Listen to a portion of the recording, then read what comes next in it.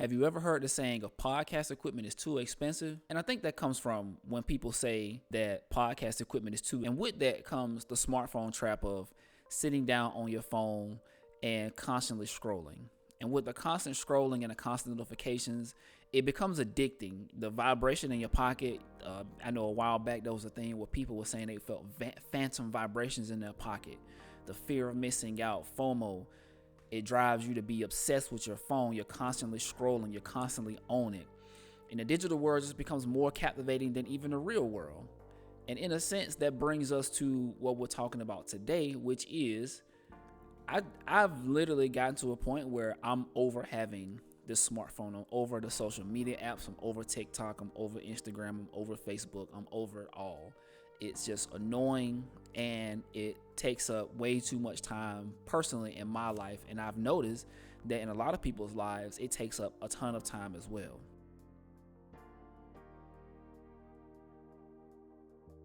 We're skipping all of that, disconnecting, turning it all off, and setting it all to the side and moving on to something better as well. And with reclaiming our time and attention, we're moving that and focusing more on ourselves, yourself, me personally, and just how we feel and the things that's going on around us, and focusing on being present. Reducing the digital distractions can help you increase your focus and productivity just in general. And I know I catch myself from time to time sitting around and just not doing anything and just focusing on what's going on TikTok, constantly scrolling, like watching all these social commentary videos, just things that don't matter. All the things that's going on the internet, the internet is not real life. And the more and more I live on a daily basis, the more and more I'm around people, the more and more I'm out and about, especially with the type of job that I do. Disconnecting is very important because I do IT. I do IT for a living, and I do this for fun. It's one of those things where it's like I have to catch myself disconnecting. I've come to take off my Apple Watch and just went back to a more traditional watch where it's just the time. And I've recently just deleted TikTok. I've deleted Instagram. I have YouTube for obvious reasons. But other than that, I'm just out of it. It's helping me create more meaningful connections and deeper engagement with my surroundings. Just being outside, being in nature, or just being present in the moment of where I'm going and what I'm doing has helped me to think better, to think clearer, to be more productive. And when it comes to journaling, a lot of people ask, like, what is it? Like, how do you do it? How do you start? And it's a simple yet profound practice for just capturing thoughts and feelings. And it's one of those things where I find myself, I run as just a hobby, something that I do, right? And I find myself just thinking and constantly checking in with myself, saying, how do I feel? What's going on? How do my feet feel? And this is just in the process of running. But as well as like journaling, I write it down, like, what's going on in my life? How do I feel about this? What do I think about this? And just being grateful for the moment and just being out in the nature and just wherever I'm at and just, writing my feelings, just having like that stream of consciousness that helps me, it helps uncover like hidden patterns, insights about myself, and just journaling about like the experiences that I have.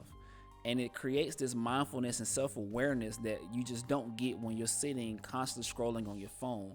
It's just this emotional intelligence that we all intrinsically have. We just have to discover it for ourselves. And one of the main benefits of journaling is stress reduction. I know I've said in previous videos where I used to journal and I would just write down everything I was stressed about, everything I was angry about. And I've came to stop using my journal as a way to emotionally regulate. But I think that has just come with time and just learning myself that I don't necessarily have to journal about that all the time. It helps me improve my memory because writing down things, it helps me remember. It helps improve my cognitive function. And it also gives me one of those self-expressions and creative ways to think about how things are. And putting pen to paper, it also makes me think about my handwriting as well. I mean, like, I need to improve that because my handwriting isn't the best. And I know I've shown it on camera a couple times before. It's not the best, but it's just for me. And it's one of those things where I'm like, I really want to improve this, and it's helping me in a way to improve on things that I otherwise wouldn't do. And one of the things with our phone use and journaling, and why I ditch journaling, or why I ditch my phone for journaling, is because it helps me set a realistic goal on my phone usage.